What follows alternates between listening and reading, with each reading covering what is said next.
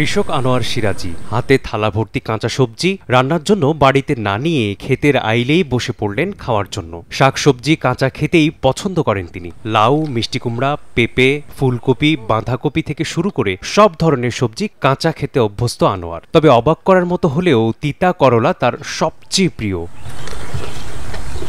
দীর্ঘ 10 বছর ধরে কাঁচা শাকসবজি খান আনোয়ার। এছাড়া গাছের লতাপাতাও খান তিনি। চেষ্টা করেও আনোয়ারকে এই কাজ থেকে বিরত রাখতে পারেননি স্বজনরা। এই কারণেই এলাকার মানুষের কাছে আনোয়ার পরিচিত বিস্ময় মানব হিসেবে। উনি আমার জমি থেকে কইতো আমার দেও আমি খাই, তখন আমার কাছে নিয়ে নিয়ে খাইতো, তখন আমি কিছু কইছি না।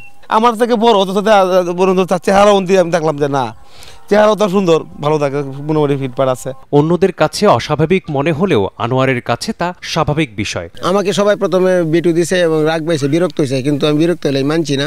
আমি যে এরা রাগ পাইছে বিষয়তে বন্ধুকে কায় আসছি, তখন আমি এমন হয়েছে ঘটনায় যে শ্বশুর বাড়ি গেছি, গেলে পরে মনে করেন যে আমার শাশুড়ি রান্না বাড়া করে রাখছে, আমি বন্ধুকে ফেট করে কায় আসছি সবজি, কিন্তু আমার এই পাক করা জিনিস আমার খাইতে মন চায় না। আমি কাঁচা সবজিটা খাইলে আমার অনেক ভালো লাগে। আমি সবাই দিকে না করবো, আপনারা কেউ দয়া করে খাইবেন না। দুই সন্তানের জনক আনোয়ার সিরাজি কিশোরগঞ্জের করিমগঞ্জ উপজেলার হাত্রাপাড়া গ্রামের বাসিন্দা। মিসবাহুল আলিফ, সময় সংবাদ।